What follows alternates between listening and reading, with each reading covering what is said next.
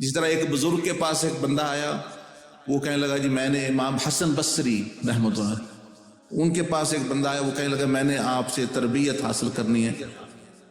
وہ تھا اس کے پاس حرام مال، بڑے کاروباری سے، انہوں نے کہا ہم آپ کی تربیت نہیں ہو سکتی، ہمارے ساتھ نہیں چل سکتے۔ اس نے کہا کیوں؟ انہوں نے فرمایا ہمارا سٹیٹس ہی ایک نہیں ہے، تم مطلب ہے کہ یعنی کھاتے پیتے بندے اس نے، اور میں جو ہوں اپنا، تو یہ معاملہ تب ہی چلے گا کہ جب کوئی سٹیٹس برابر ہو ہمارا، کم از کم۔ وہ گیا، اس نے اپنی دولت وغیرہ جو حرام تھی وہ بھی ختم کر دی، جو تھی بیچ بوچ کے سارا آ گیا۔ تو جب آ گیا تو انہوں نے قبول کیا اور اس کی تربیت کی۔ کسی نے بعد میں اس سے پوچھا تم تو بڑے ارب پتی کروڑ پتی، جس طرح پاکستان میں اب حکمران طبقہ ہے مثلا، بہت بڑے لوگ پیسے بنائے، لیکن اب جو ہے وہ تمہارے پاس اتنا کچھ نہیں ہے ذہن، تو تمہیں کیا ملا وہ سارا کچھ دے کے اور یہ ان کے پاس آ کے؟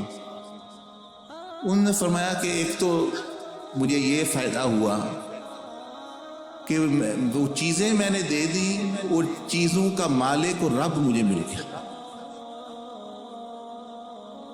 میں نے چیزیں دی، مجھے رب مل گیا، اور اس کا فائدہ یہ ہوا ہے کہ چیزیں تو بے شک میرے پاس اتنی اس طرح کی نہیں ہیں، لیکن وہ تھی بھی حرام، ادھر ادھر کا مال کمایا ہوا، لیکن اب جو ہی میرے دل میں خیال آتا ہے کہ فلاں کام فلاں میں نے کرنا ہے، وہ میرے خیال سے ہی وہ کام پورا ہو جاتا ہے، میں دعا بھی زبان سے کبھی کرنے کی ضرورت نہیں پڑتی۔ اب میری یہ حالت ہے، تو مجھے کیا ضرورت ہے چیزیں رکھنے کی، جب میری ہر چیز اللہ پاک پوری کر رہا ہے، تو ویسے بھی میرے خواہش نہیں۔ تو مطلب یہ ہے کہ یعنی بزرگان دین کے ساتھ تعلق اس طرح، اور بھی نیک اعمال کو بندہ ان 10 دنوں میں یعنی ایسے ایک باغ لگائے نیک اعمال کا کہ اس کے پورے سال کی کمی پوری ہو سکتی ہے، اگلے سال کے لیے وہ زمین تیار کر سکتا ہے۔